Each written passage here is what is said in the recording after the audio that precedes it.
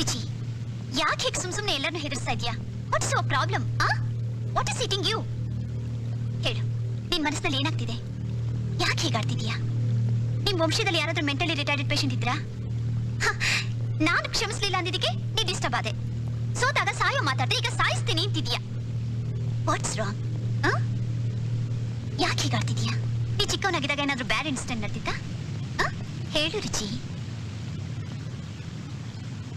ಒಂದೊಂದ್ಸಲ ನನಗೆ ಏನಾಗುತ್ತೆ ಅಂತಾನೆ ಗೊತ್ತಾಗಲ್ಲ. I feel very lonely. ಎಲ್ಲ ನನಗೆ ಮೋಸ ಮಾಡ್ತಿದ್ದಾರೆ ಅನ್ಸುತ್ತೆ. ದೊಡ್ಡ ದೊಡ್ಡ ಪ್ರಪಾತಕ್ಕೆ ತಳ್ತಿದ್ದಾರೆ ಅನ್ಸುತ್ತೆ. ನನ್ನನ್ನು ಯಾರು ನಿಜಾಗ್ಲೂ ಪ್ರೀತಿ ಮಾಡ್ತಾನೆ ಇಲ್ಲ. Cool down. ಓಕೆ. ಆಮೇಲೆ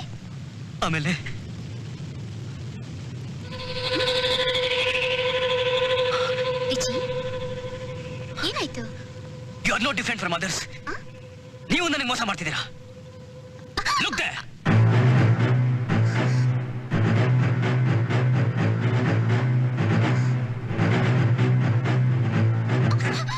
you are all same liars, double crossers. ನೀವೆಲ್ಲ ಒಂದೇ ಬೆನ್ನ ಹಿಂದೆ ಚೂರಿ ಹಾಕೋರು. ನಿಮ್ ಕರುಣೆ, ಪ್ರೀತಿ, ವಾತ್ಸಲ್ಯ ಎಲ್ಲ ನಾಟಕ.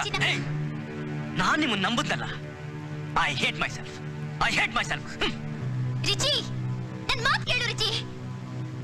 You damn it. ರಾಜು, ನೀನ್ ಯಾರು ಇಲ್ಲಿಗೆ ಬರೋಕ್ ಹೇಳಿದ್ದು?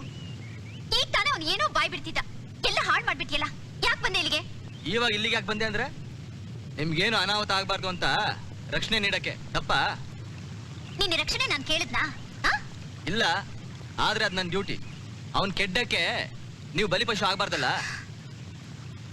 ಕೆಡ್ಡ ಆಡೋದಕ್ಕೆ ಅವನ ಹಂಟರು ಅಲ್ಲ, ನಾನು ಕೊಬ್ಬಿದ ಸಿಂಹಿಣಿನೂ ಅಲ್ಲ. This is human interaction to know each other. Why don't you understand?